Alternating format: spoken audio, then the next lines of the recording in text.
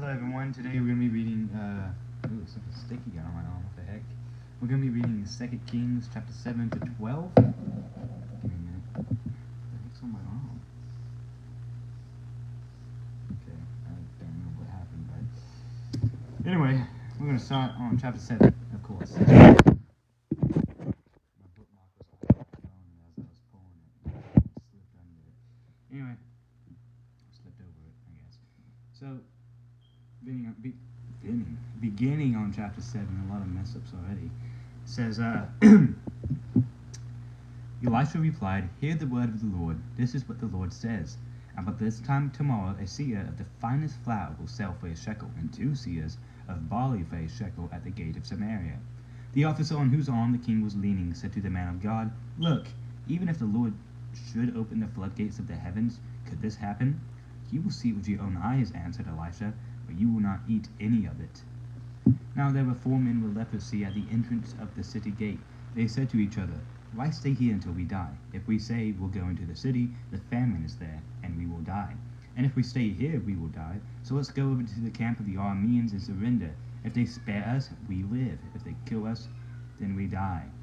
At dusk they got up and went to the camp of the Arameans. When they reached the edge of the camp, no one was there, for the Lord has caused the Arameans to hear the sound of chariots and horses and a great army, so that they said to one another, "Look, the king of Israel has hired the Hittite and Egyptian kings to attack us." So they got up and fled in the dusk and abandoned their tents and their horses and donkeys.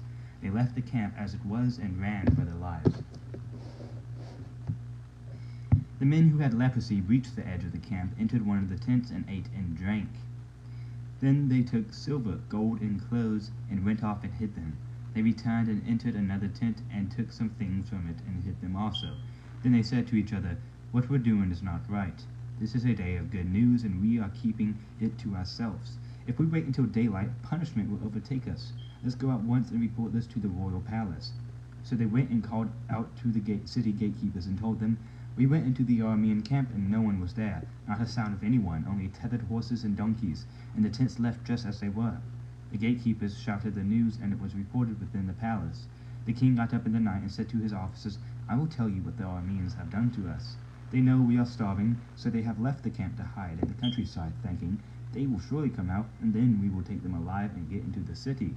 One of his officers answered, "Have some men take 5 of the horses that are left in the city. Their plight will be like that of all the Israelites left here. Yes, they will only be like all these Israelites who are doomed. So let us send them to find out what happened."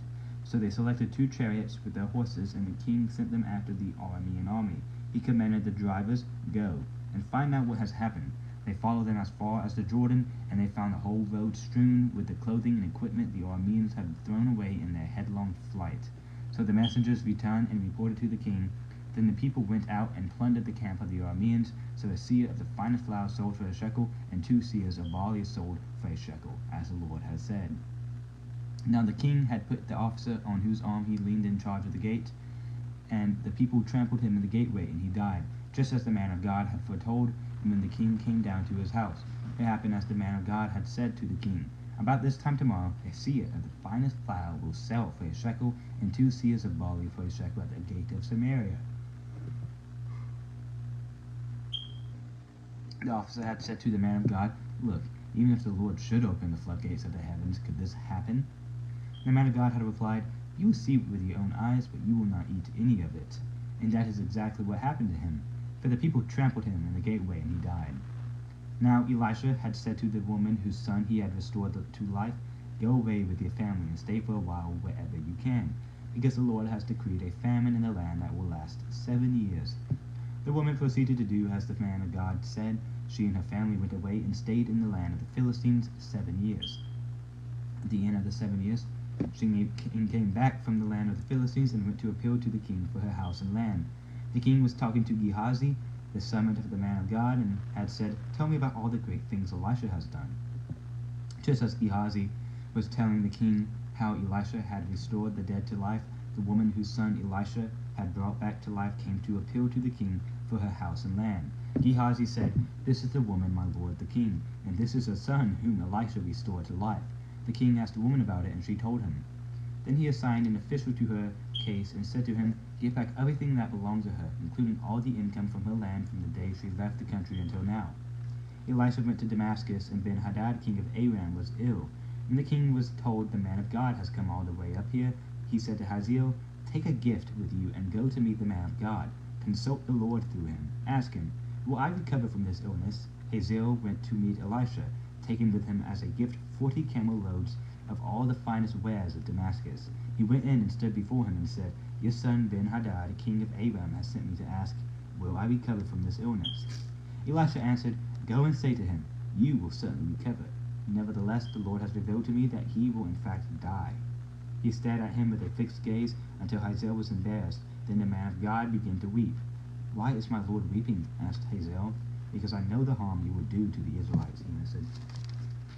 "You will set fire to their fortified places, kill their young men with the sword, dash their little children to the ground, and rip open their pregnant women." Hazael said, "How could your servant, a mere dog, accomplish such a feat?" "The Lord has shown me that you will become king of Aram," answered Elisha. Then Hazael left Elisha and returned to his master. When Ben-Hadad asked, "What did Elisha say to you?" Hazael replied, "He told me that you would certainly recover." But the next day he took a thick cloth, soaked it in water, and spread it over the king's face so that he died. Then Hazael succeeded him as king. In the 5th year of Joram, son of Ahab, king of Israel, when Jehoshaphat was king of Judah, Jehoram, son of Jehoshaphat, began his reign as king of Judah. He was 32 years old when he became king, and he reigned in Jerusalem 8 years. He followed the ways of the kings of Israel as the house of Ahab had done, for he married a daughter of Ahab. He did evil in the eyes of the Lord. Nevertheless, for the sake of his servant David, the Lord was not willing to destroy Judah, yet promised to maintain a lamp for David and his descendants forever. In the time of Jehoram, Edom rebelled against Judah and set up its own king. So Jehoram went to Zair with all his chariots. The Edomites surrounded him and his chariot commanders, but he rose up and broke through by night. His army, however, fled back home. To this day, Edom has been in rebellion against Judah. Libnah revolted at the same time. As for the other events of Jehoram's reign and all he did, are they not written in the book of the annals of the kings of Judah? Jehoram rested with his ancestors and was buried with them in the city of David, and Ahaziah his son succeeded him as king. In the 12th year of Joram, son of Ahab, king of Israel, Ahaziah, son of Jehoram, king of Judah, began to reign. Ahaziah was 22 years old when he became king, and he reigned in Jerusalem 1 year. His mother's name was Athaliah, a granddaughter of Omri, king of Israel. He followed the ways of the house of Ahab and did evil in the eyes of the Lord, as the house of Ahab had done, for he was related by marriage to Ahab's family. Ahaziah went from Joram, son of Ahab, to war against Hazael, king of Aram, at Ramoth Gilead. The Arameans wounded Joram, so King Joram returned to Jezreel to recover from the wounds the Arameans had inflicted on him at Ramoth in his battle when Hazael, king of Aram. Then Ahaziah, son of Jehoram, king of Judah, went down to Jezreel to see Joram, son of Ahab, because he had been wounded. The prophet Elisha summoned a man from the company of the prophets and said to him, "Tuck your cloak into your belt. Take this flask of olive oil with you and go to Ramoth Gilead. When you get there, look for Jehu, son of Jehoshaphat, the son of Nimshi. Go to him, get him away from his companions, and take him into an inner room. Then take the flask and pour the oil on his head and declare, 'This is what the Lord says. I anoint you king of Israel.' Then open the door and run. Do not delay." So the young prophet went to Ramoth Gilead. When he arrived, he found the army officers sitting together. "I have a message for you, commander," he said. "For which of us?" asked Jehu. "For you, commander," he replied. Jehu got up and went into the house. Then the prophet poured the oil on Jehu's head and declared, "This is what the Lord, the God of Israel, says. I anoint you king over the Lord's people Israel. You are to destroy the house of Ahab your master, and I will avenge the blood of my servants, the prophets, and the blood of all the Lord's servants shed by Jezebel. The whole house of Ahab will perish. I will cut off from Ahab every last male in Israel, slave or free. I will make the house of Ahab like the house of Jeroboam, son of Nebat, and like the house of Baasha, son of Ahijah. As for Jezebel, dogs will devour her on the plot of ground at Jezreel, and no one will bury her." Then he opened the door and ran. When Jehu went out to his fellow officers, one of them asked him, "Is everything all right? Why did this maniac come to you?" "You know the man and the sort of things he says," Jehu replied. "That's not true," they said. "Tell us." Jehu said, "Here is what he told me. This is what the Lord says. I anoint you king over Israel." They quickly took their cloaks and spread them under him on the bare steps. Then they blew their trumpets and shouted, "Jehu is king."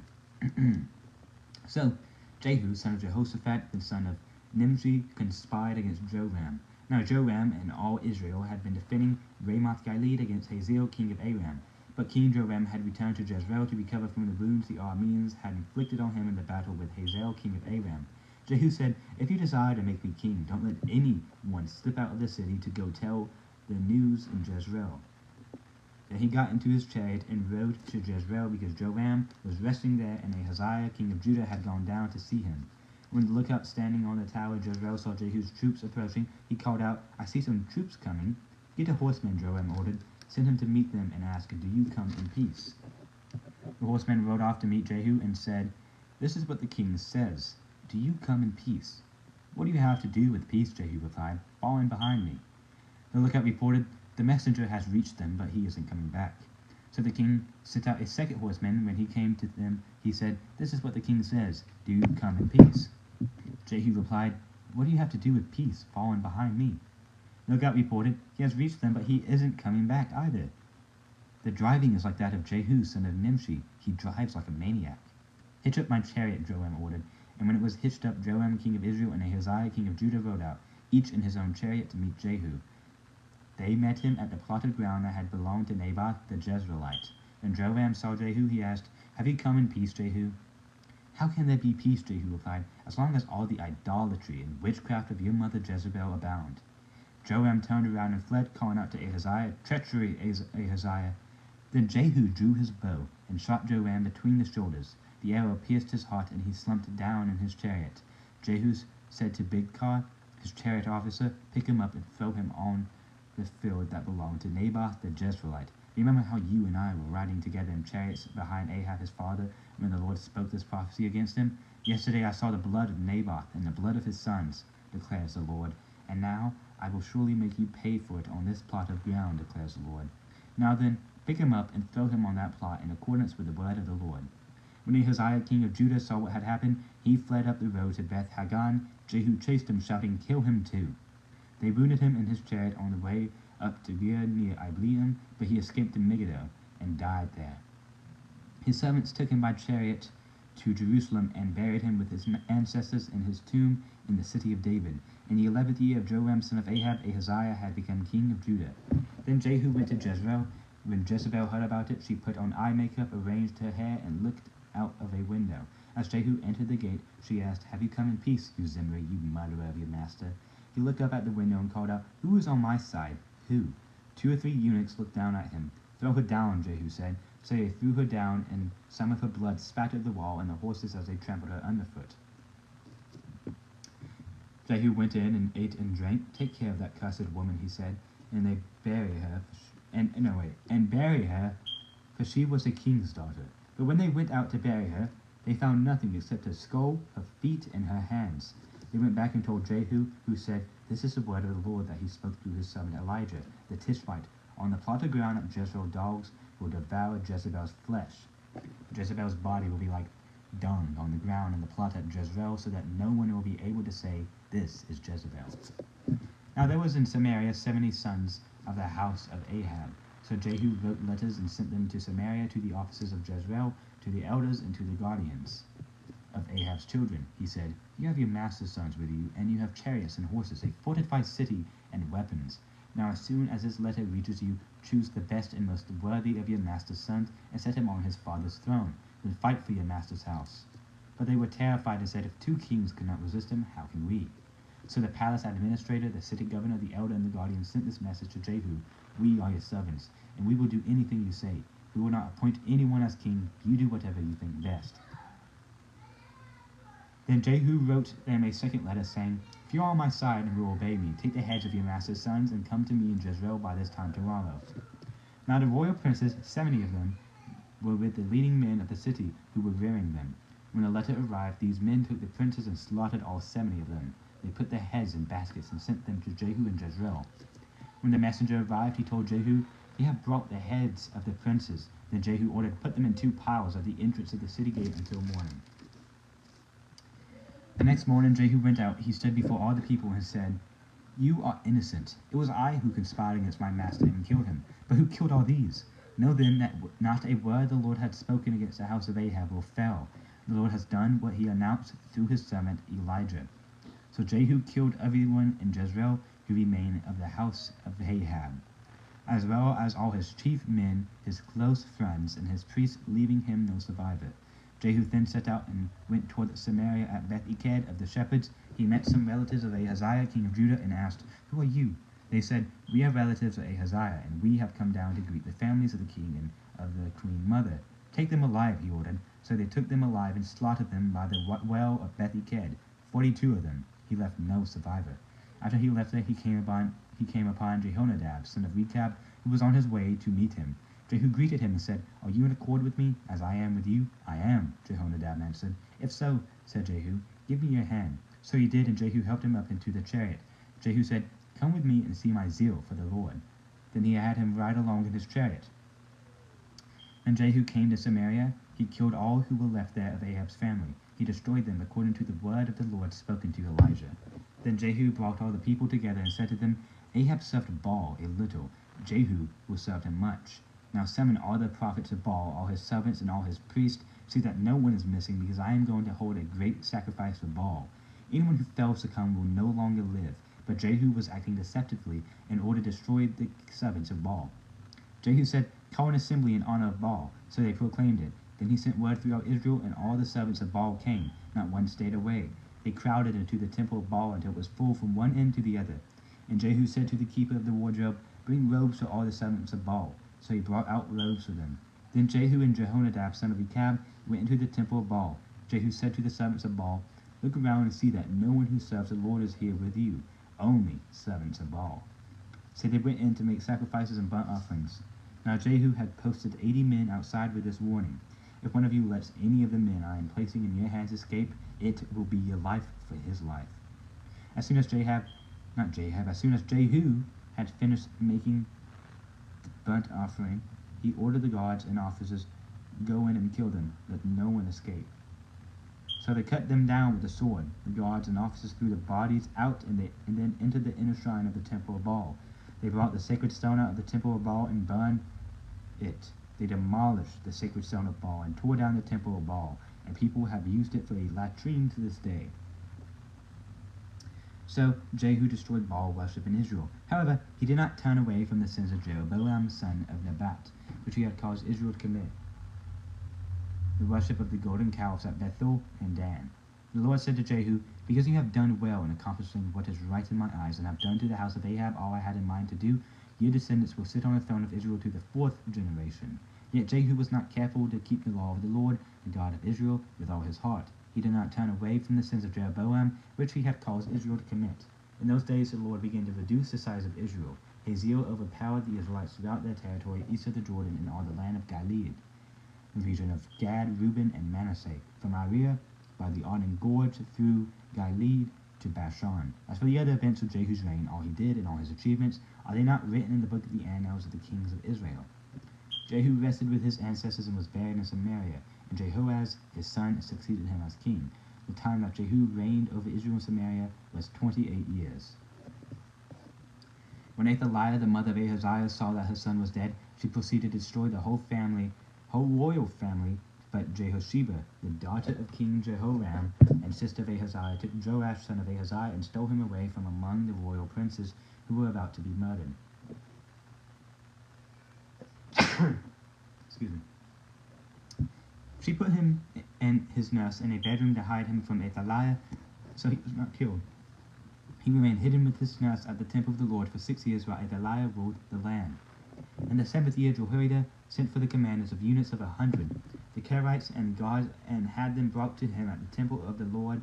He made a covenant with them and put them under oath at the temple of the Lord. Then he showed them the king's son. He commanded them, saying, "This is what you are to do. You who are in the 3 companies that are going on duty on the Sabbath, a third of you guarding the royal palace, a third at the Sur gate, and a third at the gate behind the guard who takes turns guarding the temple. And you who are in the other 2 companies that normally go off Sabbath duty are all to guard the temple for the king.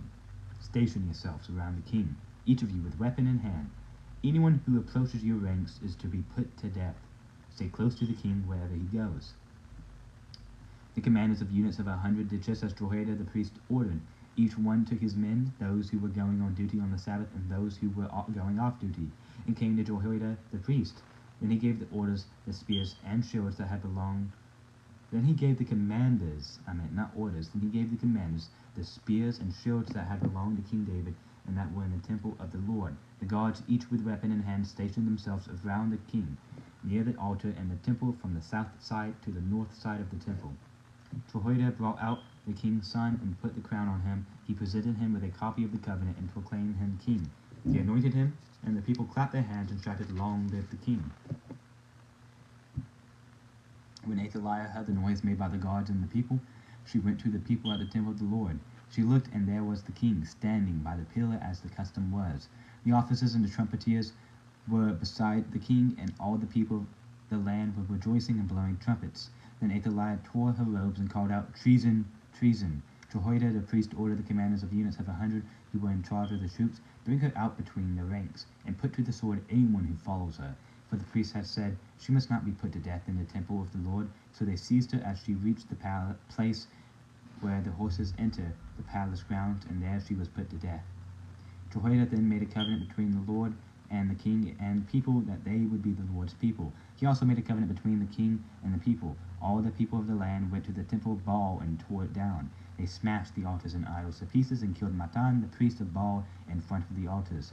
Then Jehoiada the priest posted guards at the temple of the Lord. He took with him the commanders of hundreds, the Kerites, the guards, and all the people of the land. And together they brought the king down from the temple of the Lord and went into the palace, entering by way of the gate of the guards. The king then took his place on the royal throne. All the people of the land rejoiced, and the city was claimed because Athaliah had been slain with a sword at the palace.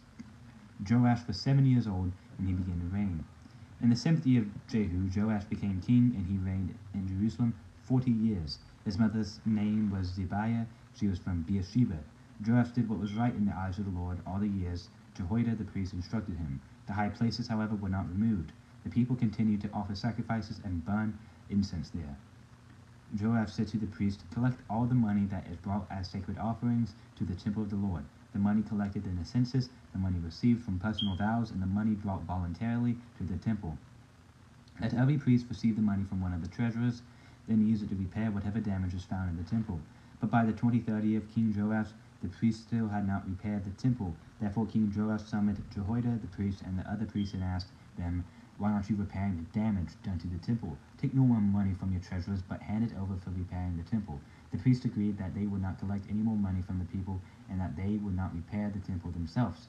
Jehoiada the priest took a chest and bored a hole in its lid. He placed it beside the altar on the right side as one enters the temple of the Lord. The priest who guarded the entrance put into the chest all the money that was brought to the temple of the Lord. Whenever they saw that there was a large amount of money in the chest, the royal secretary and the high priest came, counted the money that had been brought into the temple of the Lord, and put it into bags. When the amount had been determined, they gave the money to the men appointed to supervise the work on the temple. With it they paid those who worked on the temple of the Lord, the carpenters and builders, the masons and stone cutters. They purchased timber and blocks of dressed stones for the repair of the temple of the Lord, and met all the other expenses of restoring the temple. The money brought into the temple was not spent for making silver basins, wick trimmers, sprinkling bowls, trumpets, or any other articles of gold or silver for the temple of the Lord. It was paid to the workers who used it to repair the temple. They did not require an accounting from those to whom they gave the money to pay the workers, because they acted with complete honesty. The money from the guilt offerings and sin offerings was not brought into the temple of the Lord. It belonged to the priest. About this time Hazael, king of Aram, went up to it and attacked Gath and captured it.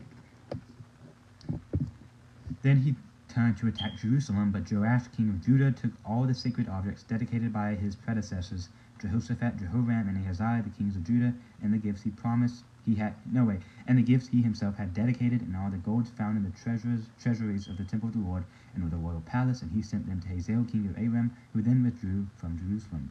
As for the other events of the reign of Joash and all he did, are they not written in the books of the annals of the kings of Judah? His officials conspired against him and assassinated him at Beth Milo on the road down to Selah. The officials who murdered him were Jozabad, son of Shemiah, and Jehozabad, son of Shomer. Hold on, wait. The officials who murdered him were Josabad, son of Shemaiah, and Jehozabad, son of Shomer. He died and was buried with his ancestors in the city of David, and Amaziah, his son, succeeded him as king. Okay, those two names were confusing. Josabad and Jehozabad. There's an H in one of them, no H at all in the other. So, I really love Kings, dude. I don't know why. It's just such a good book, but let's get to reading. Well, not reading, notes. So, verse 1 to 2, chapter 7 says, Elisha replied, Hear the word of the Lord. This is what the Lord says. About this time tomorrow, a seah of the finest flour will sell for a shekel, and 2 seahs of barley for a shekel at the gate of Samaria. The officer on whose arm the king was leaning said to the man of God, Look, even if the Lord should open the floodgates of the heavens, could this happen?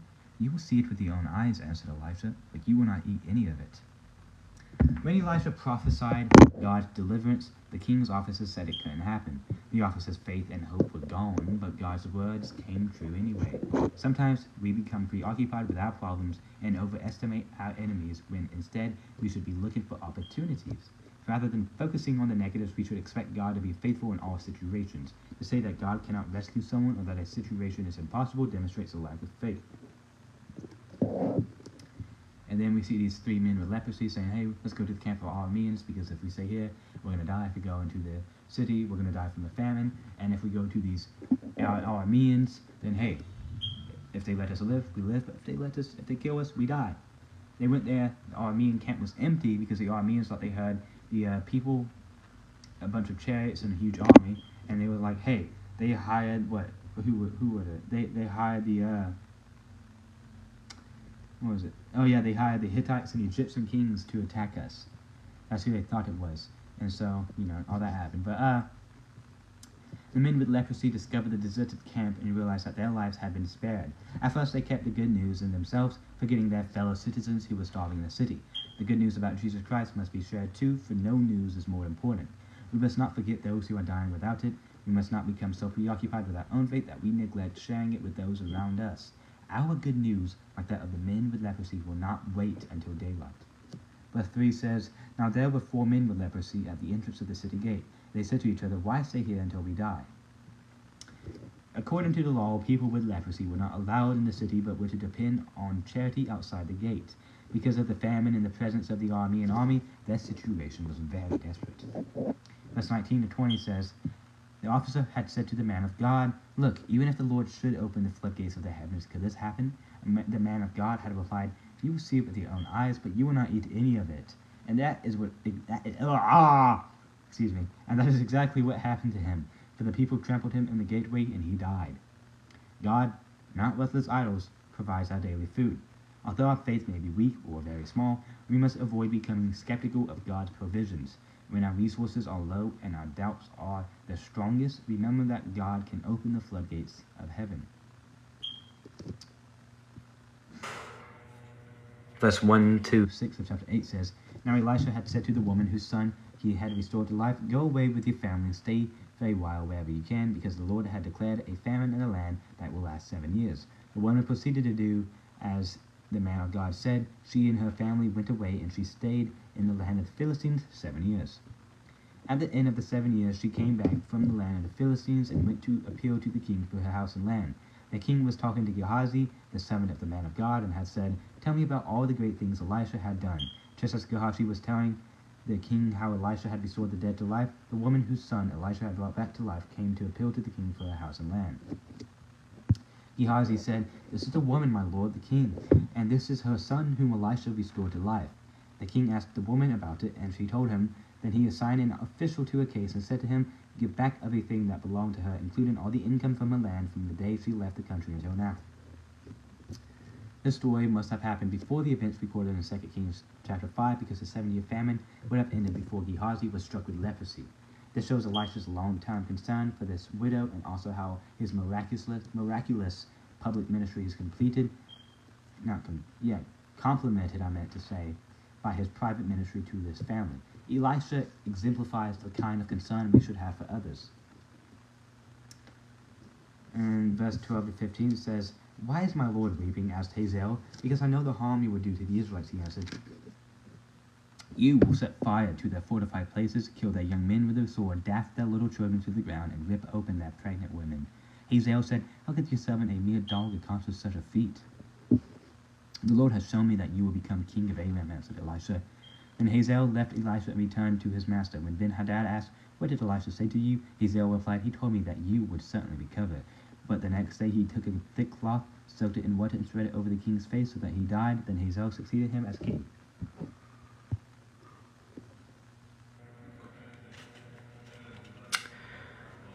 Elisha's words about Hazael's treatment of Israel were partially fulfilled in chapter 10, verse 32 to 33.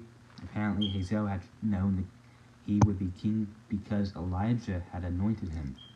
But he was impatient and instead of waiting for God's timing, took matters into his own hands. Killing Ben-Hadad, God used Hazael as an instrument of judgment against the disobedient Israelites.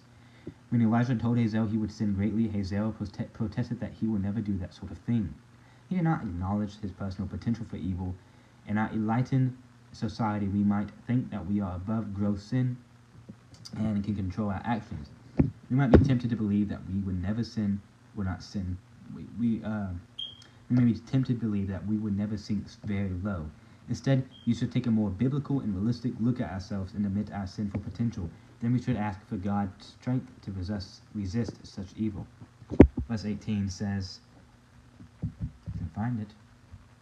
He followed the ways of the kings of Israel as the house of Ahab had done, for he married a daughter of Ahab. He did evil in the eyes of the Lord. King Jehoshaphat arranged the marriage between Jehoram, his son, and Athaliah, the daughter of wicked Ahab and Jezebel. Athaliah followed the idolatrous ways of the northern kingdom, bringing Baal worship into Judah and starting the southern kingdom's decline. When Jehoram died, his son Ahaziah became king. Then when Ahaziah was killed in battle, Athaliah murdered all her grandsons except Joash, who barely escaped and made herself queen.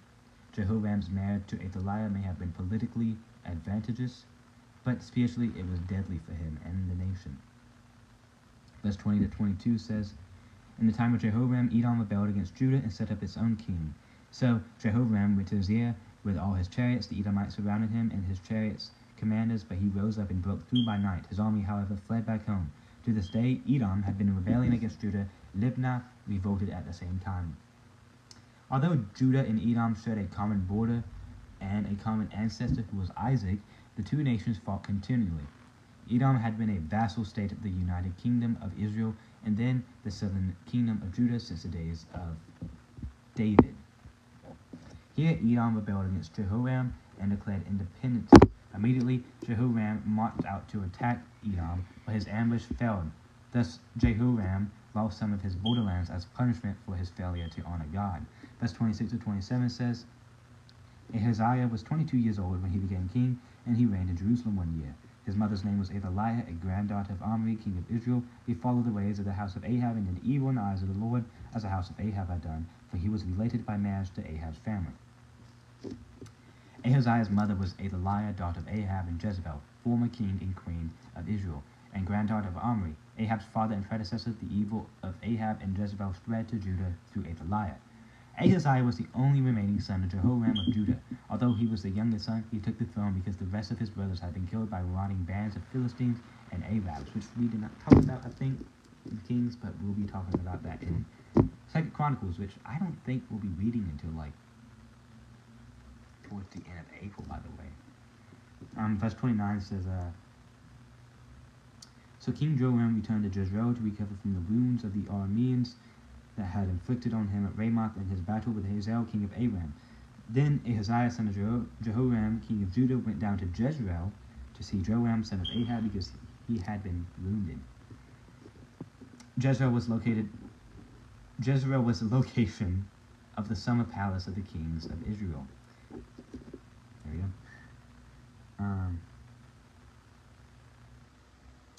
Verse 3 of chapter 9 says, Then take the flask and pour the oil on his head and declare, This is what the Lord says.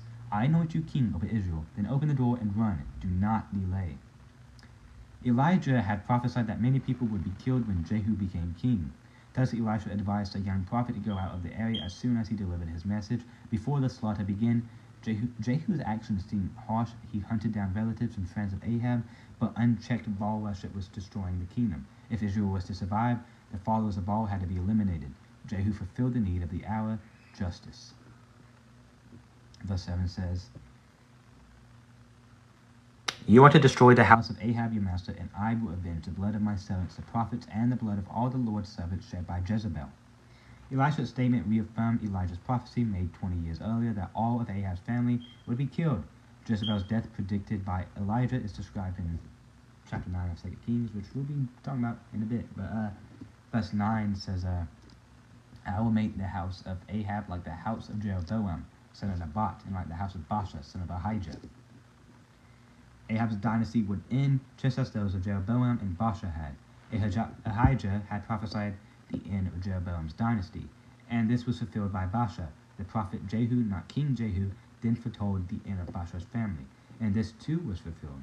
The end of Ahab's family, therefore, was certain. Elijah had predicted it, and God would bring it to pass. Verse 18 to 19 says, "The horseman rode off to meet Jehu and said, 'This is what the king says. Do you come in peace?' 'What do you have to do with peace?' Jehu replied. 'Fall in behind me.' The lookout reported, 'The messenger has reached them, but he isn't coming back.' So the king sent out a second horseman. When he came to them, he said, 'This is what the king says. Do you come in peace?' Jehu replied, 'What do you have to do with peace? Fall in behind me.'" The riders met Jehu and asked if he came in peace, but Jehu responded, "What do you have to do with peace? Peace, properly understood, comes from God. True peace is rooted in trusting God and love for him." Jehu knew the men represented a disobedient, wicked king. Don't seek peace and friendship with those who are enemies of what is good and true.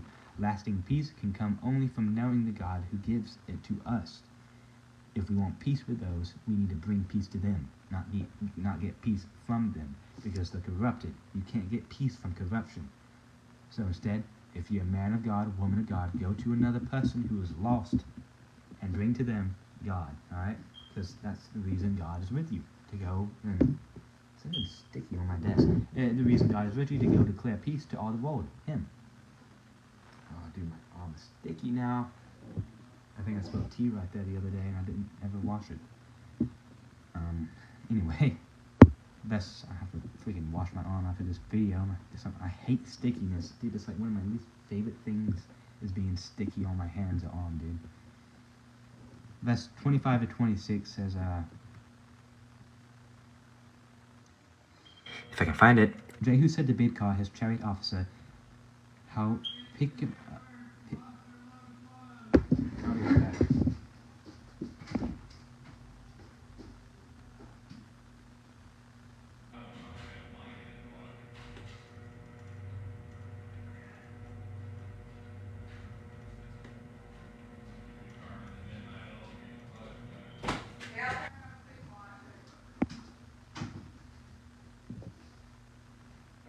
I'm back. I ran off because my dad said it's time to wash clothes, but there was a blanket in the washer, so I couldn't put my clothes in the washer. That sucks. That's why I kind of dashed off fast. But did we read verse 25 to 26? Let's read that just in case. Jehu said to Bidkar, his chariot officer, "Pick him up and throw him on the field that belonged to Naboth the Jezreelite. Remember how you and I were riding together in chariots behind Ahab his father when the Lord spoke this prophecy against him.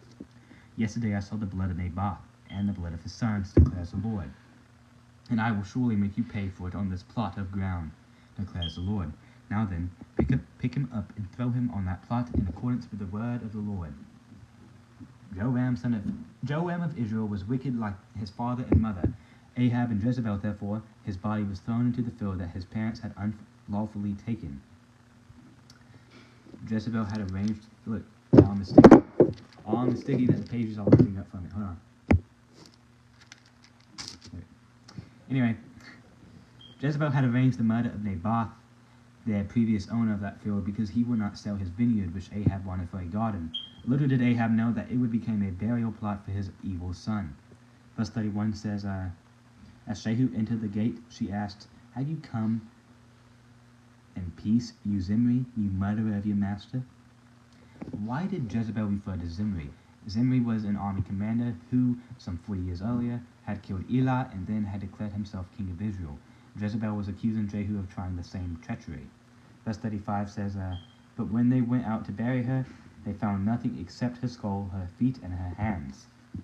Jezebel's skull, feet, and hands were all that remained of her evil life. No power, no money, no prestige, no royal finery, no family, no spiritual heritage. In the end, her life of luxury and treachery amounted to nothing. Power, health, and wealth may give you a false sense that you can live forever, but death strips everyone of all external security. The time to set your life's course is now. While you still have time and before you become set in your ways and your heart becomes hardened, the end will come soon enough. That sounds scary. But verse 7 says, I can find it. When the letter arrived, these men took the princes and slaughtered all 70 of them. They put their heads in baskets and sent them to Jehu and Jezreel.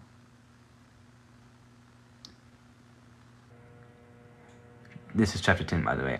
This fulfilled Elijah's prophecy that none of Ahab's male descendants would survive. Male descendants. Verse 11 says, So Jehu killed everyone in Jezreel who remained of the house of Ahab, as well as all his chief men, his close friends, and his priests, leaving him no survivor. In his zeal, Jehu went far beyond the Lord's command with this bloodbath. The prophet Hosea later announced punishment upon Jehu's dynasty for this senseless slaughter. Many times in history, religious people have mixed faith with personal ambition, power, or cruelty, without God's consent or blessing. To use God or the Bible to condone oppression is wrong. When people attack Christianity because of atrocities that Christians have carried out, help them to see that these men and women were using faith for their own political ends and not following Christ's example or teaching. Me, personally, I've had to do that many times because of the Crusades.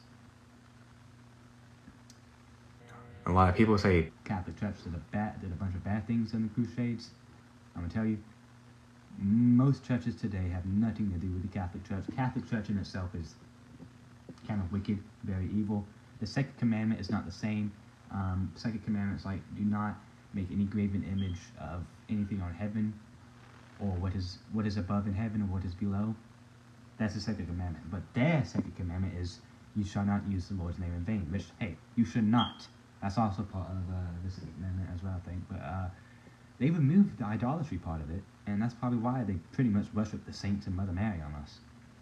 So, yeah, that right there just tells you something about the Catholic Church. Verse 15 says, After he left there, he came upon Jehonadab, son of Rechab, who was on his way to meet him. Jehu greeted him and said, Are you in accord with me as I am with you? I am, Jehonadab answered. If so, said Jehu, give me your hand. So he did, and Jehu helped him up into the chariot. Jehonadab was a man who, like Jehu, was zealous in following God. Jehonadab, however, demonstrated his zeal by separating himself and his family from this materialistic, idol-worshipping culture. He founded a group called the Rechabites, named after his father Rechab, who strove to keep their lives pure by living apart from society's pressures and temptations. Jeremiah 35 gives an example of their dedication to God. Because of this dedication, God promised that they would always have descendants who would worship him. Ooh, that's good. That's some good people. I like that. I don't know why. My Holy Spirit flared up when I was talking about that. It makes me want to be like the Rechabites.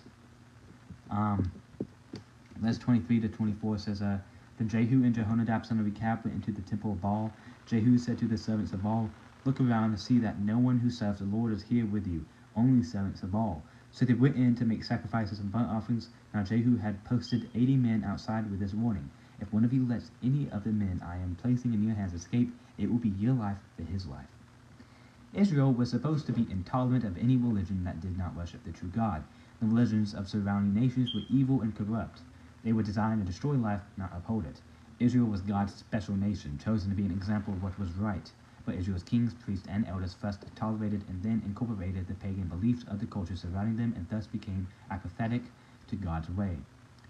We are to be completely intolerant of sin and remove it from our lives.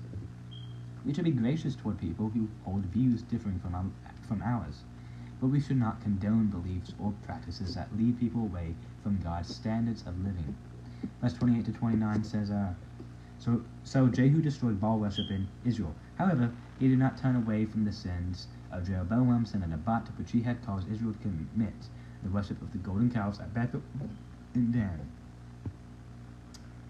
So why did Jehu destroy the idols of Baal but not the golden calves in Bethel and Dan? Jehu's motives may have been more political than spiritual. If Jehu had destroyed the golden calves, his people would have traveled to the temple in Jerusalem in the rival southern kingdom and worshipped there, which is why Jeroboam set them up in the first place. Baal worship was associated with the dynasty of Ahab, so it was politically advantageous to destroy Baal. The golden calves, on the other hand, had a longer history in the northern kingdom and were valued by all political factions. Baal worship was anti-God, but the golden calves were thought by many to be visible representations of God himself, even though God's law stated clearly that such worship was idolatrous. Like Jehu, we can easily make the mistake of denouncing the sins of others while excusing sin in our own lives. Verse 30 to 31 says, "The Lord said to Jehu, because you have done well in accomplishing what is right in my eyes, and have done to the house of Ahab all I had in mind to do, your descendants will sit on the throne of Israel to the fourth generation." Yet Jehu was not careful to keep the law of the Lord, the God of Israel, with all his heart. He did not turn away from the sins of Jeroboam, which he had caused Israel to commit. Jehu did much of what the Lord told him to do, but he did not obey God in everything. He had become God's instrument for carrying out justice, but he had not become God's servant. As a result, he gave only lip service to God while permitting the worship of the golden calves. Examine the condition of your heart toward God. We can be very active in our work for God and still not give the heartfelt obedience he desires. Verse 34 says, "As for the other events of Jehu's reign, all he did and all his achievements, are they not written in the book of the annals of the kings of Israel?" Jehu is mentioned on an ancient stone monument called the Black Obelisk, inscribed by King Shalmaneser III of Assyria. Foreign rulers often recorded their military exploits on the stone monuments for everyone to see. Jehu is pictured kneeling before Shalmaneser III in a gesture of submission. He paid tribute to the Assyrians near the beginning of his reign to avoid destruction, which was in around 841 BC, but the Bible does not record Jehu's dealing with Assyria, a nation soon to become a world power, and to bring the Israelites into exile before Babylon does.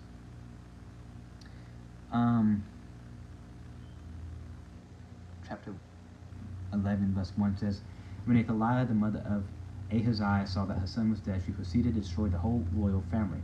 This story is continued from chapter 9, verse 27, where Ahaziah, Athaliah's son, had been killed by Jehu.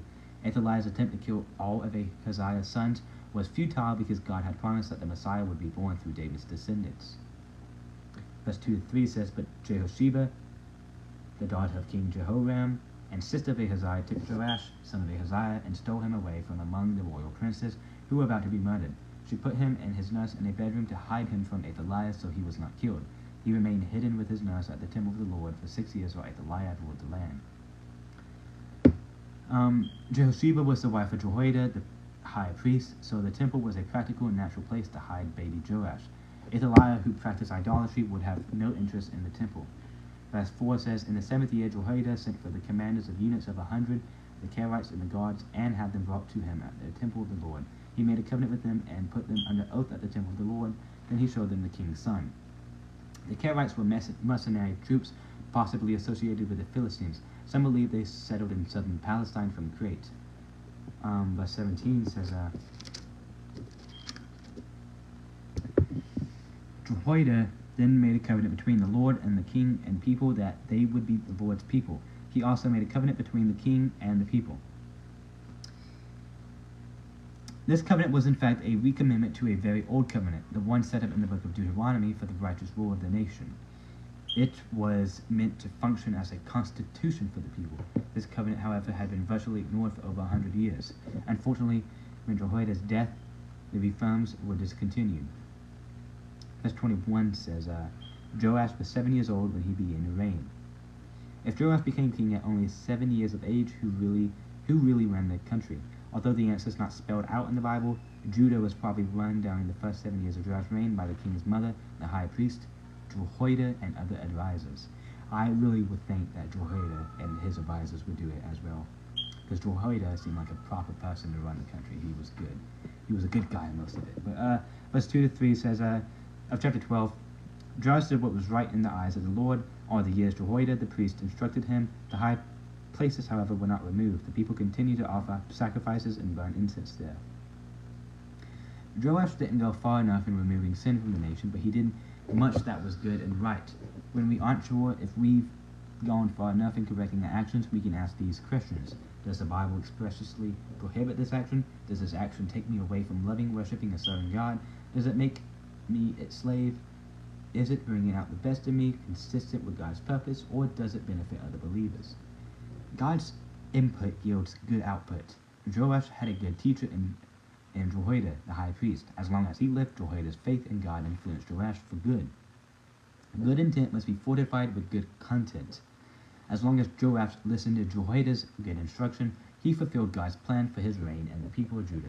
All our plans and actions should be guided by God, and his counsel is made clear to us in his word. Our lives will be productive if we heed godly counsel. The Israelites were supposed to offer sacrifices to God only in designated areas under supervision of the priest, not just anywhere. Making sacrifices at pagan shrines on the hilltops or high places copied pagan customs and encouraged other pagan practices to enter into their worship. By blending their beliefs with belief in God, people were custom making their religion, and it led them far away from God. Verse 4 to 5 says, Joash said to the priest, "Collect all the money that is brought as sacred offerings to the temple of the Lord, the money collected in the census, the money received from personal vows, and the money brought voluntarily to the temple. Let every priest receive the money from one of the treasurers, then use it to repair whatever damage is found in the temple." The temple needed repair because it had been damaged and neglected by previous evil leaders, especially Athaliah. The temple was to be a holy place, set apart for worship of God. Thanks to Joash's fundraising program, it could be restored. The dirt and rubble that had collected inside over the years were cleaned out, joints were remounted, pagan idols and other traces of idol worship were removed, the gold and bronze were polished. The neglected condition of the temple reveals how far the people had strayed from God. Verse 15 says, "They did not inquire an accounting from those to whom they gave the money to pay the workers, because they acted with complete honesty." What a contrast between the construction supervisors who needed no accounting of their use of the money and the priests who couldn't be trusted to handle their funds well enough to set some aside for the temple. As trained men of God, the Levites should have been responsible and concerned. After all, this temple was their life's work. Though the priests were not dishonest, they did not have the commitment or energy needed to finish the work. Sometimes God's work is better accomplished by devoted lay people. Don't let your lack of training or position stop you from contributing to God's kingdom. Everyone's skill and energy is needed to carry out God's work. Verse 20, which is the last verse we're reading today, says, his officials conspired against him and assassinated him at Beth Milo on the road down to Sela. The reasons for the officials' plot against Joash are listed in 2 Chronicles chapter 24. Joash had begun to worship idols, had killed the prophet Zechariah, and had been conquered by the Arameans. When Joash turned away from God, his life began to unravel. The officials didn't kill Joash because he had turned from God, they killed him because his kingdom was out of control. In the end, he became an evil man who was killed by evil people. And that is it for today. So, well, not for today. I might do next video is Jonah. Just saying. Yeah, next video is Jonah. We'll be doing a Jonah video today as well, so I'm happy about that. This keeps falling. Where's Jonah? Oh yeah, right now on my own, by myself, I'm reading this is Ezekiel, that's Daniel, that's Hosea, that's Obadiah, and now that's Micah. Is Obadiah? Isn't Jonah after Nahum? Or am I tripping? No, that's Habakkuk. Oh, here it is. Okay, it is behind Micah. My goodness. And okay, it's after Obadiah. Goofy me. Anyway, what was I saying? Oh yeah, on my own time, I've been reading 2 Chronicles. I read 1 Chronicles back whenever we read Samuel. Now I'm reading. No, I don't think I did. I think I read it before. Maybe like around whenever we were reading Judges and Joshua. Now I'm reading 2 Chronicles as we're reading Kings. So it just makes a lot more sense. But next book we'll be reading is Jonah. Can't wait. Jonah is going to be a good one. And it's going to be longer than Obadiah, but kind of short, to be honest, because it's a 4-chapter book. But anyway, Father, Son, Holy Spirit. Lord, I thank you for today. I ask that you guide us with your will, Lord. I thank you for the wisdom and understanding that you have given us, Lord. I ask that you do not let us be like the idolatrous people of Judah and Israel, Lord. I ask that you don't let us worship things that are just images and graven objects of what is above or what is below, Lord. I ask that you don't let people stray away from you, but you let people come to you, Lord. I ask that you turn their hearts from idols and evil things, Lord, and turn them to positive things, Lord. I ask that you can do all good things through me and all these people watching, Lord. I ask that you can do miracles through us, Lord. Do amazing wonders through us, Lord, so that people can believe, Lord. And these miracles don't have to be healing, but they can be our speech, Lord, preaching about you, Lord, because that is miracles when people are saved from sin, Lord. It doesn't have to be a physical healing. It has to be a spiritual healing, and that is a miracle in your eyes and all the eyes of believers, Lord. I pray that if there's anyone suffering, that they can suffer joyfully, knowing that the Lord will raise them up with his righteous right hand. And if there's anyone who doesn't have you, Lord, I ask that they can find you. And if they already do have you, Lord, I ask that they can continue to pursue you, Lord, and pursue others in your name, so they too may be able to pursue you and others as well. I thank you for all this. I praise you for all this, and I pray all this in your name. Amen. God bless. Good night, and love you all.